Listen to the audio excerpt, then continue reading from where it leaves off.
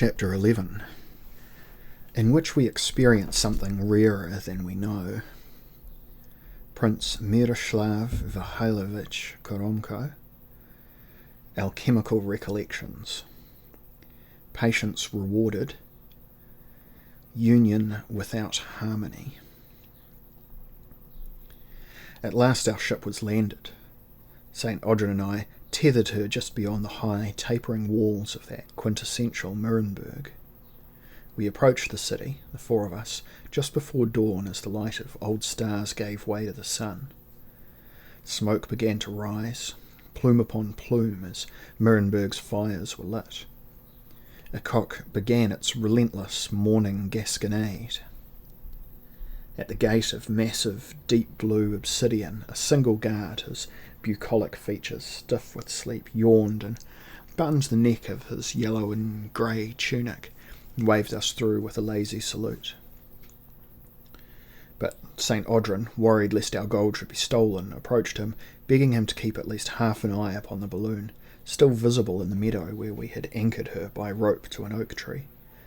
The man explained he was not on duty to quiz who came and went, but to be of use to any baffled stranger. He promised, however, to watch, though he frowned. "Shall it remain that shape, Your Excellency, or will it change? I've a natural weariness of all wizardry." St. Audryn opened his mouth to explain, then thought better of it. "There's nothing to fear from our vessel." We were in the Mittelmarch, where our rationalism might not be entirely adequate.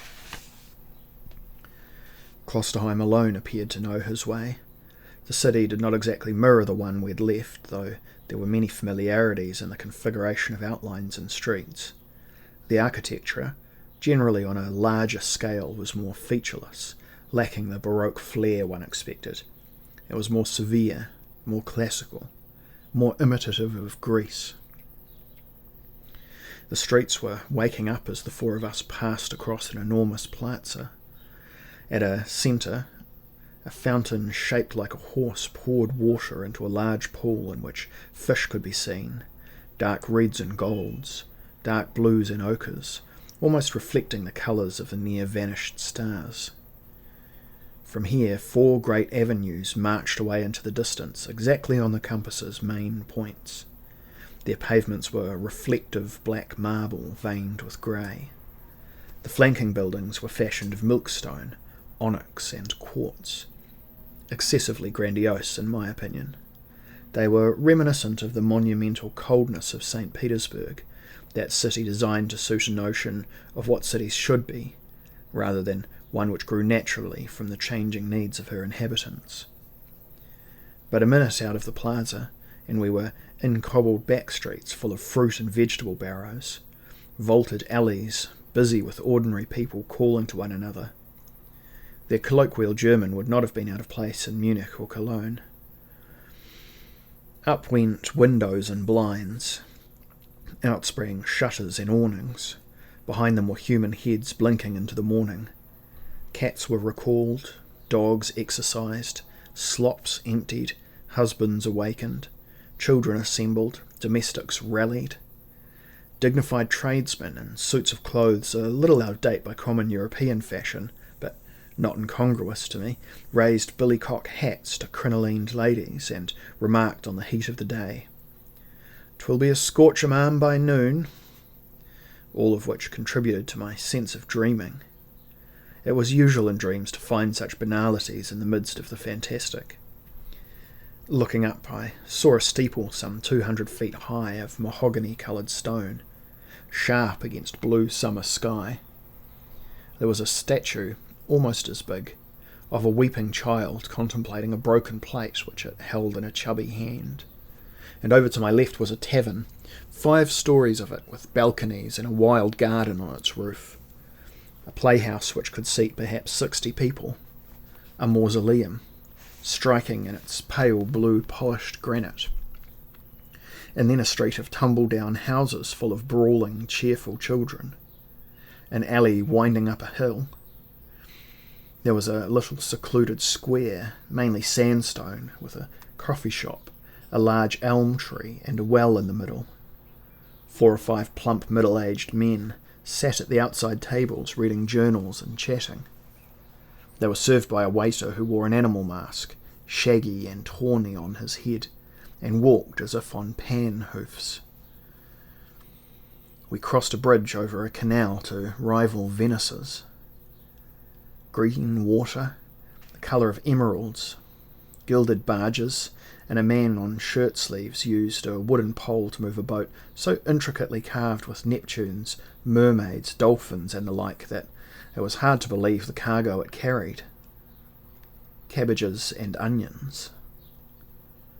What seemed a twin to that boat was sunk some 20 yards back, prow pointing out of the water, moss growing on the exposed wood. A donkey came swimming past and stopped, treading water to sniff the wreck, before paddling on to the towpath where he shook himself in a shaft of sunlight. Window upon window rose up and washed dry on every balcony. Behind us now the donkey let out a bray, like a rusty door forced after a century of neglect. Cowled men came in single file towards us, and as they went by they lifted their fingers in an unfamiliar sign, to which Klosterheim automatically responded. We turned a corner, and at the end of a short street, whose grassy verges sloped up towards dark scarlet cottages, was a huge bronze mask, similar to the Greek dramatic kind, with downturned lips and an expression of tormented ferocity, serving no clear function. We crossed 2 more streets displaying the same head, and then we were on a quiet little lane with an arch at each end. All varieties of roses climbed through intermediate trellises and archways.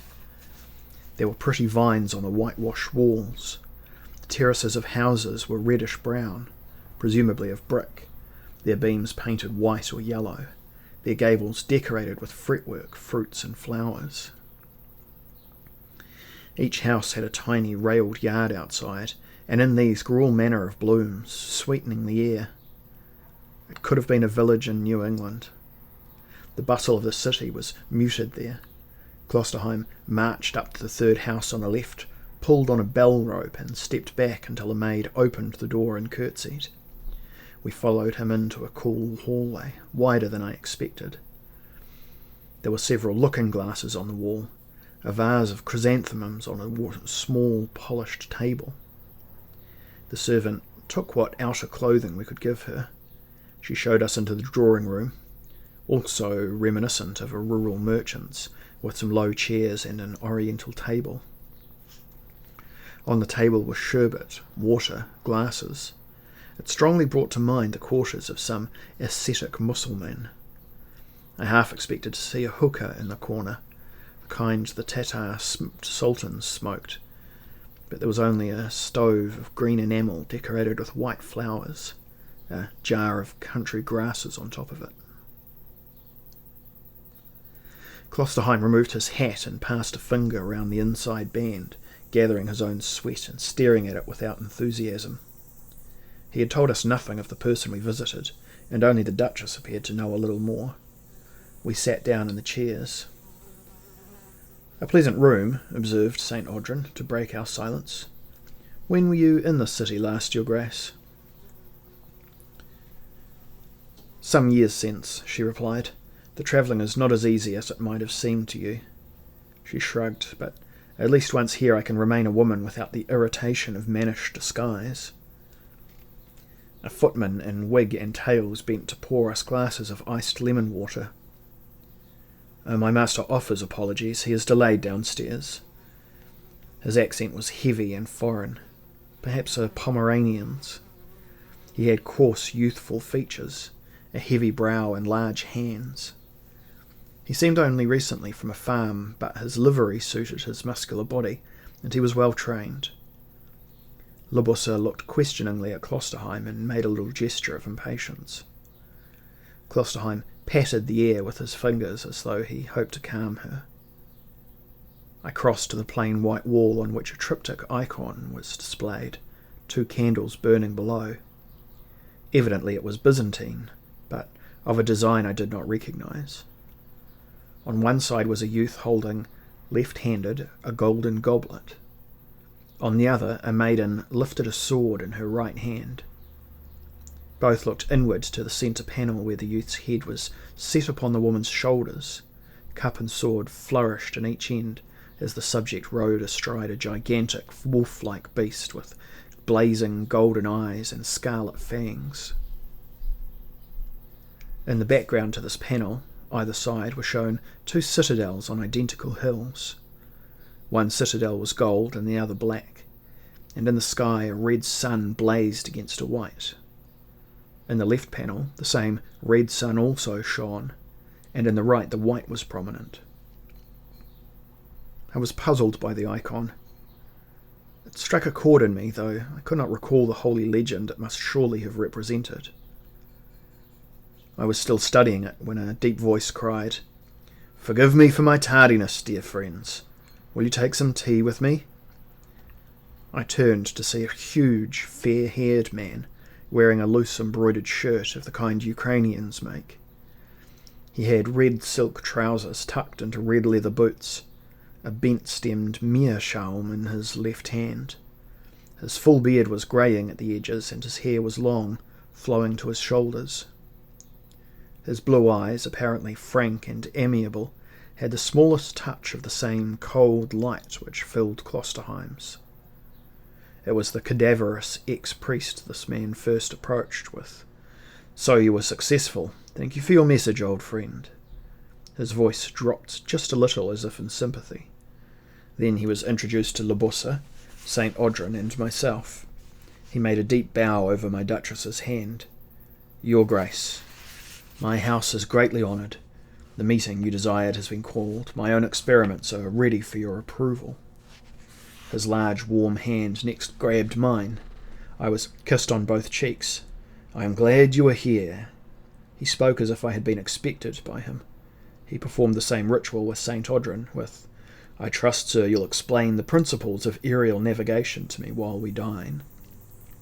"Charmed, sir," said St. Audrin. "Delighted, sir. You're a scientist yourself, then, sir?" "Of a sort, sir. I'm the despair of respectable society. My name, which Klosterheim has forgotten, is Prince Miroslav Mihailovich Koromko."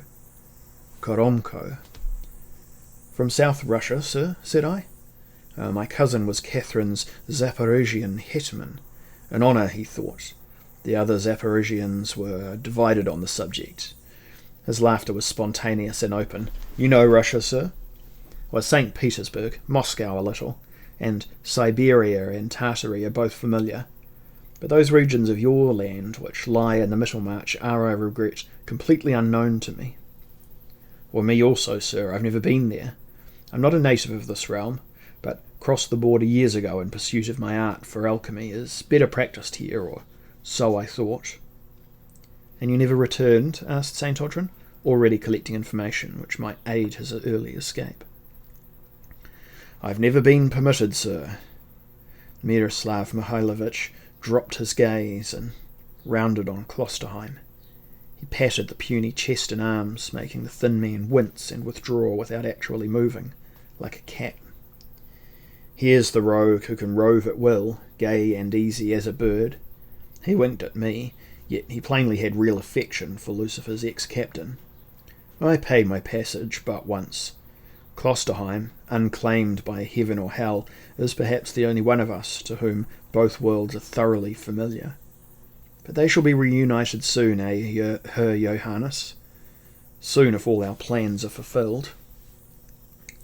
"What?" said St. Audrin in astonishment. "Is that what you all plan? To bring down the barriers? Shall the Middlemarch melt into the mundane world? Shall Earth suddenly have twice her volume? What must befall the other spheres?" "All that's accounted for," replied the Russian. "Indeed, this blending of the two is a mere conjuring trick compared to our ultimate goal." "Is that so, sir?" "Prince Miroslav," said Libussa lightly, and laughing, "you have known all the freedoms for so long, you're in danger of indiscretion here." He subsided suddenly. "Forgive me, sir," he said to St. Audrin. He took a taper to his pipe from one of the Greek candles beneath the triptych.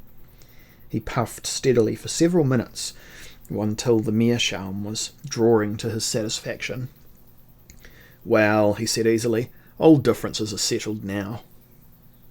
They'll not be fully reconciled, she said, until your final unity's established. Until the final unity's established. Have you seen any more in your glass, sir? Klosterheim told you, eh?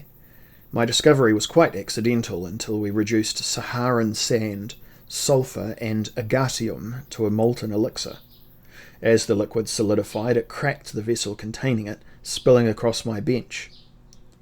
D was with me then, as you know. He saw it all, and spent the remainder of his short life attempting to make his own. The substance formed a small pool and was almost immediately hard. It had become a kind of glass. The incantations had been those used in our prayer to the future.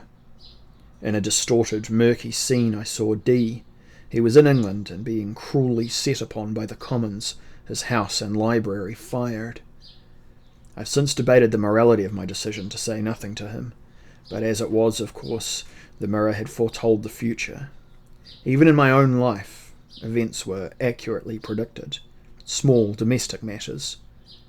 Yet, the mirror is an unreliable instrument and cannot always be trusted. 'Twas a happy accident. There's no other like it, and all my efforts to make one, or a better one, have failed. You have lived long, sir, said I, if you were a contemporary of D's. Prince Miroslav shook his head, smiling. Tsar Fedor was my emperor. The parvenu Romanovs are too greedy and materialistic for my taste. Yet I understood you to say you have an older relative who served Catherine. Well, he was not the snob that I am, sir. Sedenko was your bastard, said Klosterheim, flatly as usual. This seemed to have meaning to Prince Miroslav. Indeed he was. He'd have been legitimate were it left to me, but I was already hounded. You knew my ancestor, I believe, the Graf Ulrich. Disguising my impatience, I said, I must tell you, sir, I know nothing of my forebears beyond understanding them to be worthy men and women who, if they had vices, leant towards over-education. Well, just so, said Prince Miroslav. Klosterheim perceives the world as one of those children's fretwork puzzles, each piece needing to be pressed carefully into place. The result, a clear and simple design. Eh, friend Johannes? Well, Sedenko rode into the Middlemarch with your ancestor. He almost saw the Grail, I understand. I'm not much of a military man myself. He patted his belly. Exercise ruins the figure and excites the arterial vapours. These vapours, exhausted through the pores of the skin, carry off half one's creative resources. Besides, I sweat too much already with my retorts and globes in that basement. You, sir, are clearly of the military persuasion. The set of your shoulders alone would reveal your German birth. Yours is a nation, sir, rich in great practitioners of that art. But then 'twas plain by the way you sat your horse. And he paused. Libussa was testy. I've said nothing of all that, sir. I must soon address Captain von Beck in private. But I was alert. You predicted my coming. Did you see me in your mirror? Prince Miroslav seemed now to be embarrassed. He relit his pipe, shrugged, glanced at me as if in apology. One cannot always be sure. He subsided. It was always strange to see a large man display the discomfort most of us know. He looked for a moment like a bear which had danced the wrong measure. St. Audrin, on the other hand, was grinning in triumph. He wore the self-satisfied air of one whose suspicions had been confirmed. When I looked searchingly at my Duchess, all she could do was murmur a line or two from Goethe. Ist Gehorsam in dem Gemüt, wird nicht fern, die Liebe sein. And promise me, with an inconspicuous movement of her head, further revelation in due course. Klosterheim got up, unsettled by this exchange. Our duty, he said, is to proceed with as much honesty as possible. And frankness, said St. Audrin sardonically. Eh, madam? A lie is like an impurity in an element, agreed Prince Miroslav. It makes useless any elixir, no matter how carefully mixed or in what auspicious circumstances. The lie will always cloud, distort, damage. But Lebusa had an answer. Sometimes the purity proves to be the most important ingredient, however, and leads to discovery. Puts us a little further along our path. Your mirror, for instance. Prince Miroslav spoke with great reluctance. The art and its principles have changed a great deal since I first put on the adept's gown. His attitude towards her was strange, slightly mistrustful, yet very respectful. An old master in the presence of a young genius. One who was enthusiastic and clever, but still had much to learn. Now, said Lebusa, anxious not to lose his good graces, I was promised admission to your laboratory. The promise will be kept. His voice lifted. Now? I'm eager, sir. She was a winning coquette, and I winced to see her adopt the part, but my Lebusa would use any role to obtain what she desired, that I already knew. What's the mystery, I wonder, said the Scot to me when the others had gone. Are they making gold down there, do you think, Von Beck? His presumption amused me. Aye, 20 ingots a day from rusty nails and old knives. St. Audrin, these are adepts of the so-called exotic faith. They disdain experiments in metallic transmutation. Well, I lack your familiarity with the Rosy Cross, he said sourly. I'll wager, though, there's gold to be found aplenty round this business. But what of you, Von Beck? Does none of this alarm you? Because a magic glass predicted my arrival. I shook my head. Lebusa's influence had banished my previous terrors. My mood was one of faint elation. I was certain Lebusa promised love to me, if only to ensure my help. Therefore, contrariwise, I was somewhat unsuspicious of her.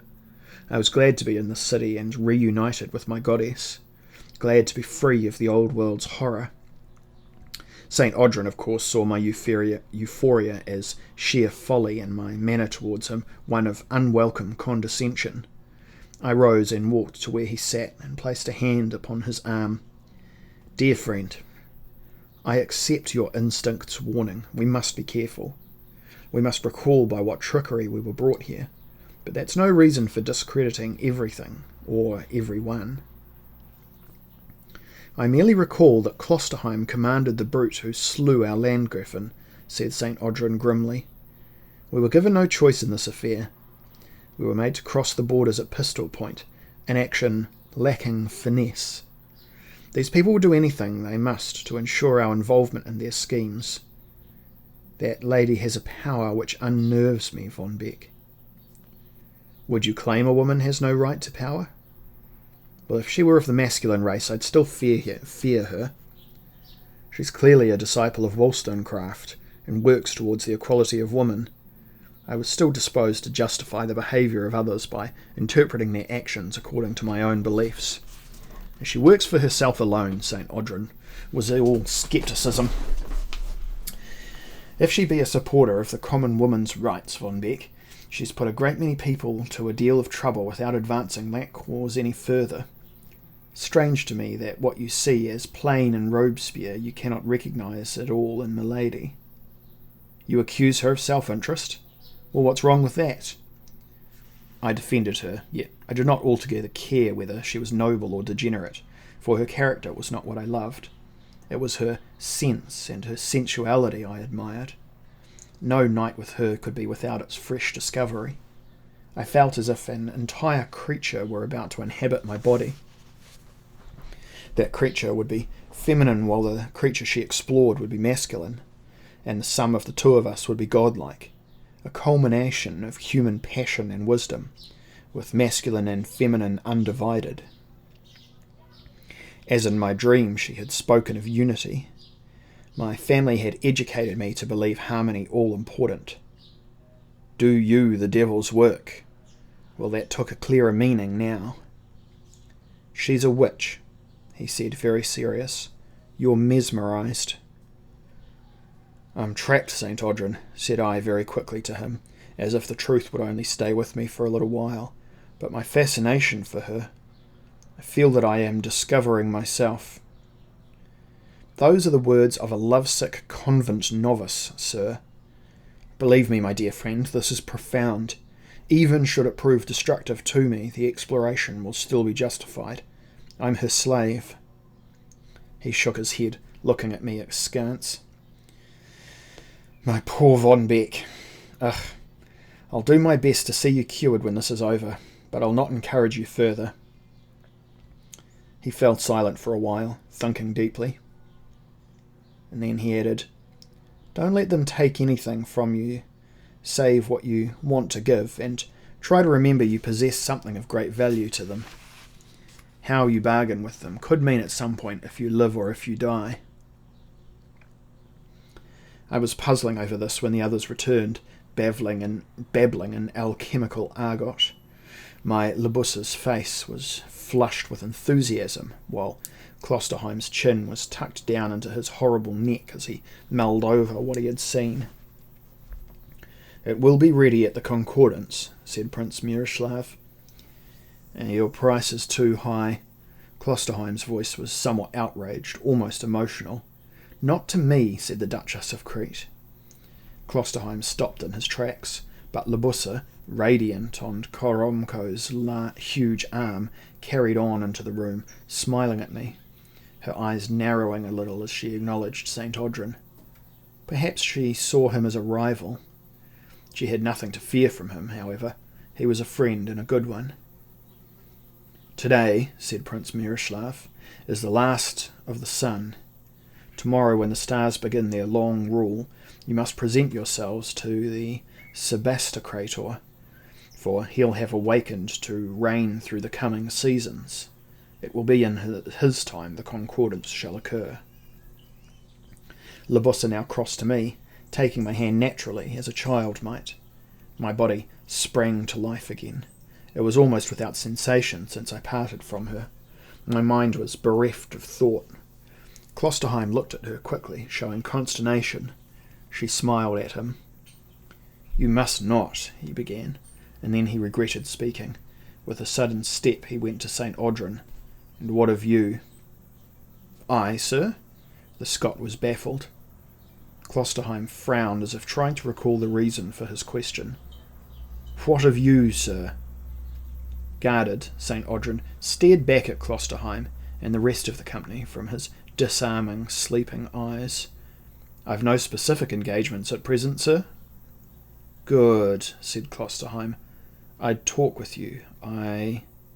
Again he had difficulty recollecting words. He looked down at the floor.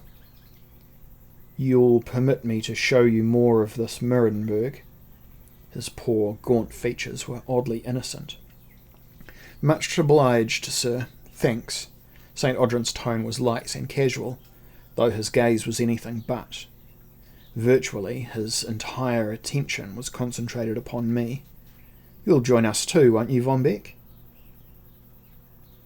Well, she asked me. There was pressure from her fingers on my hand. Gladly, I said, but later. She commanded me like an expert rider, with tone and touch. I had no choice but to gallop whichever way her whim dictated. I must debate with her grace. St. Audrin was disgusted. He turned his back on us and walked towards the door. He bowed to Prince Miroslav. Sir, most grateful. Your servant. You'll dine with us, sir, said the prince. At what time, sir? At 7? Very well, sir. St. Audrin and Klosterheim, unlikely comrades, strolled out to the warmth of the street. Prince Miroslav left to attend to his tubes and crucibles. My lady led me up a flight of stairs. A long passage cut the house on the next floor, running the length of it.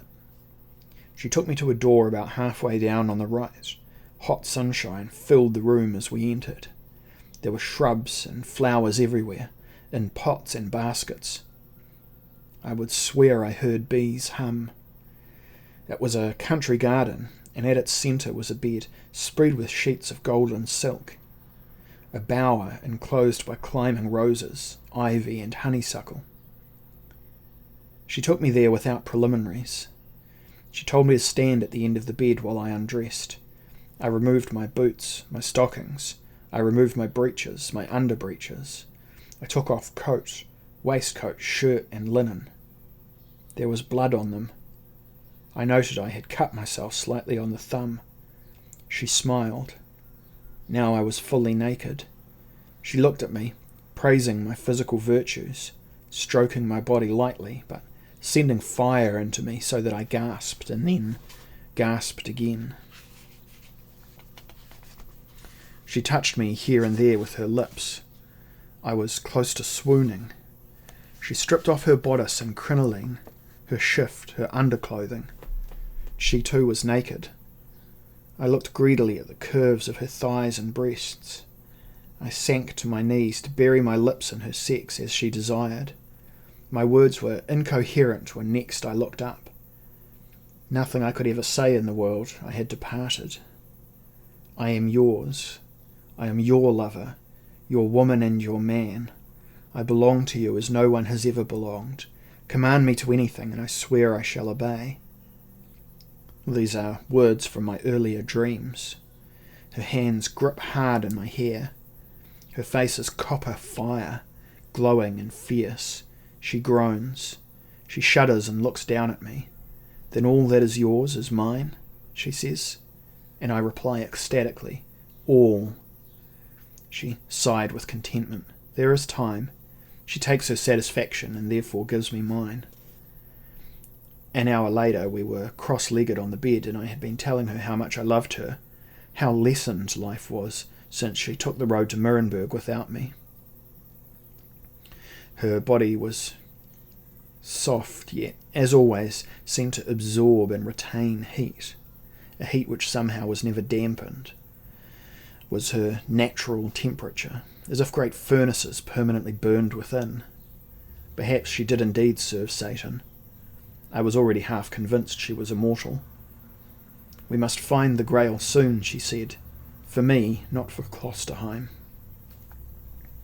She flung her body into the direct path of the sun's rays.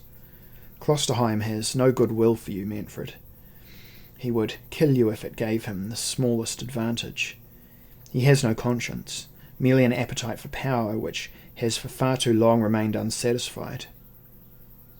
I thought him your ally. Not so. I am in debt to him, that is all. Borrowed money? She smiled and rolled on her back. We're rich, the Cartagena y Mendoza Chilperics. We've accumulated wealth for centuries, wherever we've been. Even those of us killed by the church left fortunes to the others. So the debt's a moral one. Dismiss it. I'm bound to him by my alchemical oath.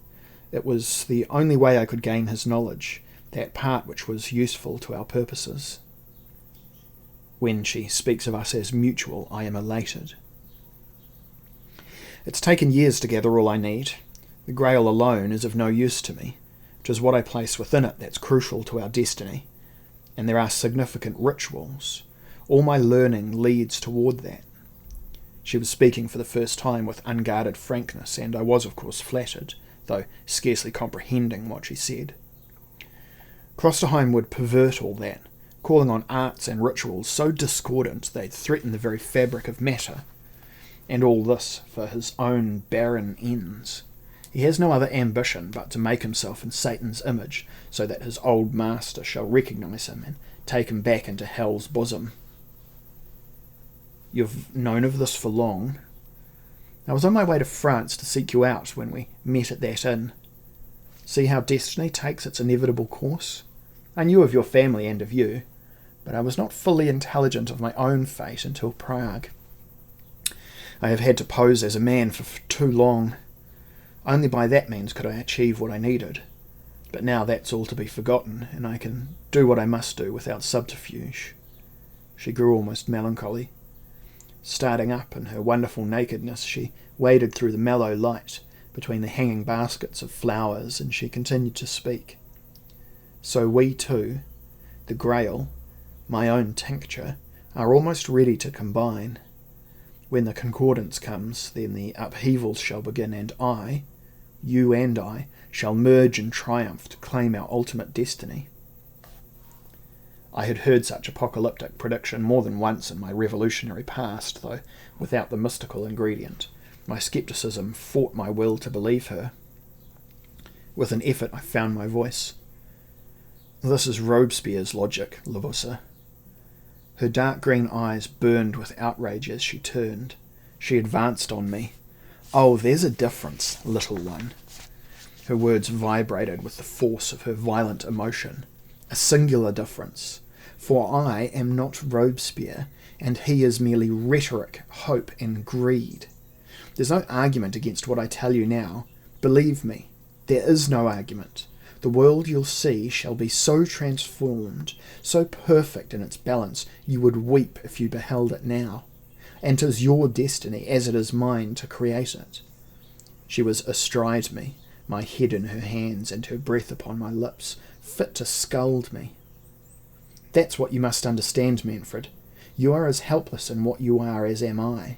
A great destiny binds us together, linked by more than the Grail, which we must follow our destiny and wait again through an entire cycle before we, in fresh mortal guise, can begin again. Our moment is here. We are reborn, come together. We have been one and loved as one since the beginning of time." I was gasping.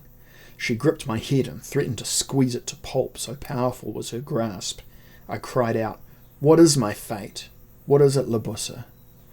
She dropped me, looking blankly at me, opening her red lips, and then she began to stroke my cheek. There were tears in her eyes now. She moved against me. "You cannot be told until the moment. That much is clear from the Book of Ritual. There all was revealed to me. It is the same as the last. The same as the last. Well, why not reveal it to me as well?"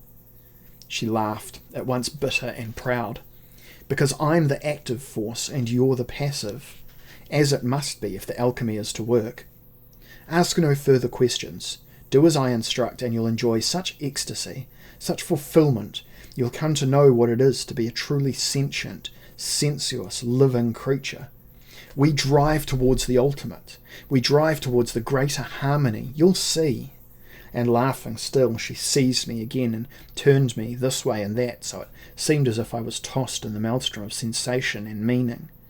"The elixir and the Grail," she crooned, taking her pleasure, drawing from me all I had to give her. "Oh, little one, you are privileged among men. Trust me, Von Beck, and you shall have every desire, be anything you have ever in your profoundest dreams wanted to be." "Well, it is you I want, Libussa, no more, no less." "You shall never leave me. We shall be together for eternity, you and I swear it. There's no deception, but I must demand your trust and your aid in defeating our enemies." "I love you, Libussa." "Of course, you must." She lapped at my body like a thirsty lioness. "The elixir and the Grail, little one, and the two of us, the old ritual of death and rebirth, the end of all struggle, the end of hatred and disharmony. It will herald the destruction of heaven and the abolition of hell." She sucked in her breasts. She flung back her head. "I am the beast she has conquered. I am the beast she rides, and I hear the bellowing from the labyrinth, smell the stink of the Minotaur, and Ariadne is laughing. She holds a sword and a shield. Ariadne is riding. She wars against all mystery. She cries out in a voice that is neither human, demon, nor animal. The cry is sharp, and then it fragments into sobs." It was as if molten mercury dropped from her forehead to my face, streaming down her breasts, and strong sinews of her torso and groin scattering across the flexing muscles of her thigh and calves. Her white teeth were clenched, her hair flying back from a face which no longer controlled, no longer able to deceive, no longer set with the mask, was a burning, molten thing of bronze, a monument to the power of sexuality, to what our chemistry could achieve. "Von Beck!" she shrieked, her teeth parting at last, as all was shrugged away, all false pride, all resentment, and all unnatural humility. Is that what lured Eve to Adam's destruction? Von Beck! And was the service of heaven anything to rival it? God could not have known when he created us, half beast, half angel, or he would not have imposed such meaningless conditions upon our entering his kingdom. Yet neither was this Satan's sphere. It was, whether accident or no, mankind's own. And mankind was now bound to provide its own rules, its own principles for its own salvation. Beyond the windows, day slowly gave itself to a long, pollen-coloured twilight. Shadows grew huge and faint, as though the fabric of the world was spreading outwards, threadbare, as insubstantial as smoke on the wind. The colours of the flowers and foliage grew darker and richer, and the white of the room's walls turned to a dusty pink. I never saw such a sunset, never knew one to last so long. Scarcely able to walk, I pushed myself upright and went to the window. The light itself seemed to possess the quality of old parchment, of tallow candle flame, though stable and diffused, and when I held out my hand into it, it seemed to settle upon my skin like gold dust, gilding me, preserving me. I heard the tired hooves of a tradesman's dray echo through the streets. Musky scents filled my nostrils. My flesh was alive and seemed to emit its own radiance. I heard birds calling, heard citizens speaking their conventional good nights, coming home in ones and twos. A few sluggish bees staggered up from half-shut roses and made their uncertain way back to their hives. It's a perfect, dreamy evening, I told my Labusa, but her mind was still on destiny and grand designs. Can there be many evenings like this in one's life, even in Mirrenburg? For some unguessable reason, I had amused her enough for her to forget her reverie and smile spontaneously, sweetly. She asked me to bring her a goblet of water and took a passing interest in the fading light. Enjoy it, dear little Von Beck. It's doubtless the only Mirrenburg sunset you'll ever see. What? I was innocently smiling back at her, though the joke was beyond me. Is my destiny to die, then? A sacrifice on alchemy's altar? She wallowed in the last of the warmth. Life's ever at risk in a quest such as ours. But that's not why I smile. This is the city in the autumn stars. She will maintain herself as that, whatever passes in our other world. Her seasons are predictable to the minute. What you're witnessing, Manfred, is not the end of a perfect summer's day. 'Tis an entire summer's ending. Look. The leaves, from being green an hour ago, were growing russet before my eyes. The Sebastocrator will be stirring now, she said. In 8 hours he'll be fully awake and ready to resume his reign. He rules only in the night and will soon be upon his throne. He'll stay there for the rest of the year. The autumn stars have peculiar properties, and one shadows another to produce this phenomenon. Such complicated eclipses ensure Mirrenburg's long night. Not 50 miles hence it's day and night, morning, noon and evening, just as we're used to. But this is the Mittelmarch, where many unusual things are to be found, and for most of her lifetime Mirrenburg is lit only by those dying stars, millions of miles distant. It defies logic. Well then rejoice, she said, since a defiance of nature, or at least her transmutation, is what we strive for, you and I. The gold slowly faded to silver. She rose and lit lamps. Her body was crusted with sweat.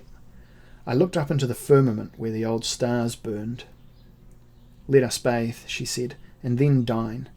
We celebrate the return of a familiar darkness and the true city. This dark and fundamental Mirrenburg shall soon grow to full life again. Later, washed and perfumed, decently dressed, we went downstairs. I heard St. Audred's lazy tones, Klosterheim's frigid murmur, Prince Miroslav's hearty bellow. Libussa put her arm in mine. I asked for no more. Yet as we reached the bottom of the stairs, it came to me that I had learned nothing of substance. Had she sought merely to confuse me, so that she should not be thwarted in whatever it was she really schemed? The evening passed in casual, easy converse. That night I followed her towards her room, but she paused, stopping me, showing me to my own chamber. From now until the concordance we must save such vitality. Then we shall be utterly fulfilled. Baffled and once again full of conflict, I obeyed her. It scarcely mattered what my brain said. I had renounced my own will to become her puppet. This knowledge amused me, and I smiled as I disrobed, crawling into the clean sheets of my narrow bed. And then, as I was drifting towards sleep, I began to weep.